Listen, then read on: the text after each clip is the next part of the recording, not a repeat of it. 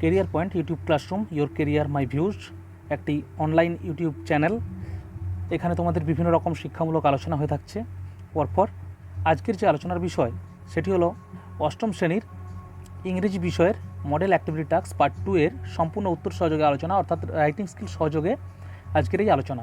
তো আলোচনায় যাওয়ার পূর্বে তোমাদের কাছে বিশেষ অনুরোধ, তোমরা পরবর্তী যে বিভিন্ন রকম আপডেটগুলো আসবে সেই আপডেটগুলো যাতে খুব সহজেই পেতে পারো তার জন্য চ্যানেলটিকে সাবস্ক্রাইব করে নেবে। আমরা চলে যাচ্ছি সরাসরি আলোচনায়।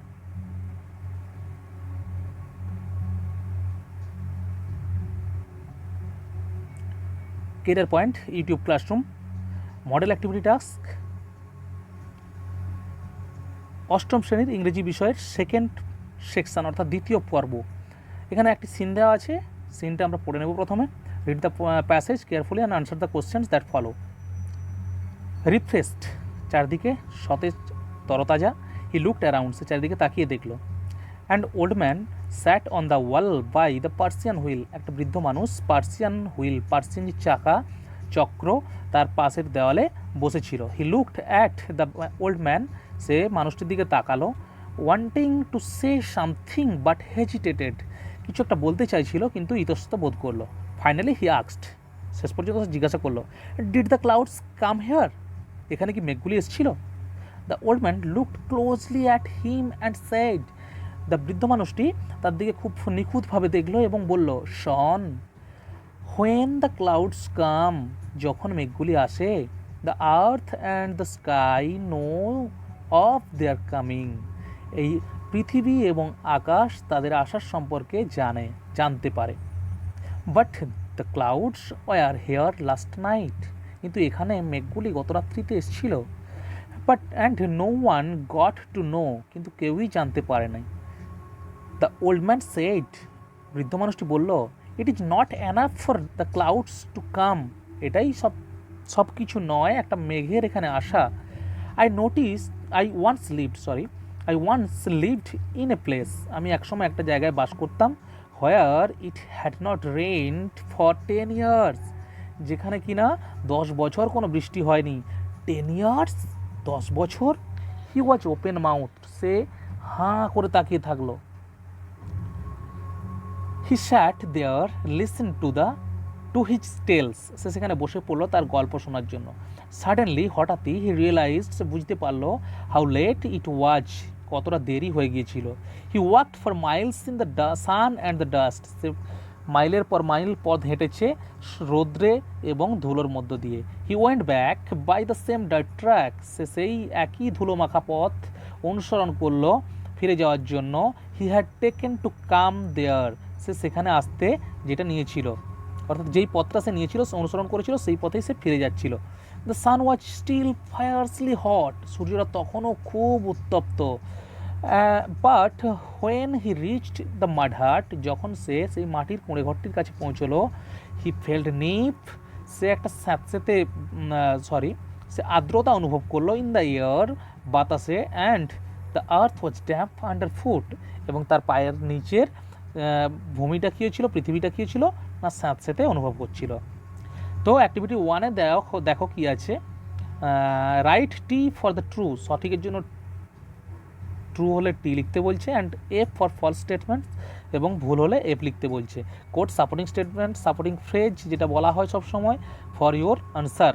সাপোর্টিং স্টেটমেন্ট তোমাদের লাইন থেকে তুলতে হবে, তোমাদের বানিয়ে লিখলে হবে না, ওইখানে টেক্সটে যেটা আছে সেটার থেকেই কিন্তু লাইন বাই লাইন তুলতে হবে।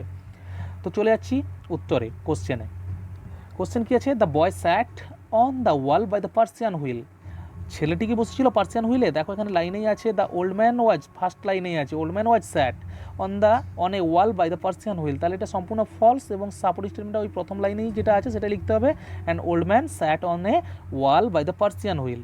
দুয়ের দাগে কী আছে, according to the boy everybody got to know that the clouds were there last night, everybody প্রত্যেকেই জানতে পারে।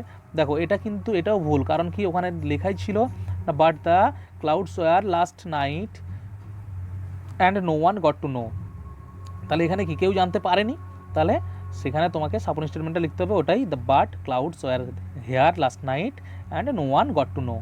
তাহলে পরেরটা কী আছে, the boy went back using the same dirt track that he had taken to come to the Persian wheel, যেটা আমি বাংলায় ভালো করে বললাম যে সেই একই রাস্তায় অনুসরণ করলো যেই রাস্তায় সে পার্সিয়ান হুইলের কাছে এসেছিল। তাহলে সঠিক। কারণ কি না, ওখানেই লাইনটা ছিল কি না, he walked for he went back by the same track he had taken to come here. তাহলে ওটাই হচ্ছে সাপোর্টিং স্টেটমেন্ট। ওকে, অ্যাক্টিভিটি টুতে দেখো একটা ফিল ইন দ্য ব্ল্যাঙ্কস করতে বলেছে, suitable words from the list given below. ওই যে লিস্ট আছে একটা, লিস্টে কিছু কিছু ওয়ার্ড দেওয়া আছে, 3টে ওয়ার্ড দেওয়া আছে, সেগুলো খুঁজে নিয়ে তোমাদেরকে লিখতে হবে। ওয়ান এক্সট্রা ওয়ার্ড গিভেন, একটা এক্সট্রা ওয়ার্ড আছে, অর্থাৎ 2টো আছে শূন্যস্থান। In the last summer vacation I went two A trekking with my parents. On the way heavy snowfall started. We spent some dash moment, উদ্বিগ্ন মুহূর্ত অর্থাৎ anxious moment under a tree. Our guide offered us hot coffee from his thermoflax থেকে thermosflax। তাহলে হয়ে গেল। এরপরে চলে যাচ্ছি সরাসরি রাইটিং স্কিলে। Imagine yourself in an express train। তুমি একটা এক্সপ্রেস ট্রেনে ছিলে, কল্পনা করো। ইট ইজ মিডনাইট, এটা ছিল মধ্যরাত্রি। One of your co passenger who was travelling alone, যে কিনা একাকী যাত্রা করছিল, একটা সহযোগী যাত্রী। Suddenly he has got high fever, হঠাৎই সে খুব ভয়ঙ্কর জ্বরে পড়ে গেল। Now write in about 80 words on what you should do at this moment. তুমি কী করেছিলে, কি করবে বা করো এই মুহূর্তে, সেটা সম্পর্কে লিখতে বলছি। An experience of a night train journey. Okay, last Sunday I was returning from Kolkata by a train. It was around midnight. There was nobody in my compartment except an old man. অর্থাৎ এখানে বোঝা যাচ্ছে যে তার সঙ্গে আর কেউ ছিল না, অর্থাৎ কো প্যাসেঞ্জার সেখানে তোমার একার একজনই ছিল, ওল্ড ম্যান, তার সঙ্গে আর কেউ নেই, বোঝাই যাচ্ছে। Suddenly I felt that the old man was feeling unwell. হঠাৎ আমি অনুভব করলাম কি না, ওই বৃদ্ধ মানুষটি ঠিকঠাক লাগছে না। Then I went to him, তারপরে তার কাছে গেলাম। And found that he has got high fever, সে খুব জোরালো জ্বরে ভুগছে। Next station I looked outside from the train. পরের স্টেশনে আমি ট্রেন থেকে বাইরের দিকে তাকালাম, but there was no one, কিন্তু সেখানে কেউ ছিল না। দেন আই রিমেম্বার্ড মাইসেলফ, আমি নিজের থেকে মনে করলাম, দ্যাট যে আই হ্যাড সাম মেডিসিন, আমার কিছু ওষুধ ছিল, ইন মাই ব্যাগ, আমার ব্যাগের মধ্যে। And found paracetamol in my bag, paracetamol পেলাম আমার ব্যাগের মধ্যে। আই ফেড হিম, আমি তাকে খাওয়ালাম দ্য মেডিসিন ইমিডিয়েটলি, তৎক্ষণাৎ ওষুধ। After an hour he looked better, 1 ঘন্টা মতো পরে সে অনেকটা স্বস্তি পেল বা ভালো দেখা গেল। After some time he was fallen asleep, কিছু সময় পরে তিনি ঘুমিয়ে পড়েছিলেন।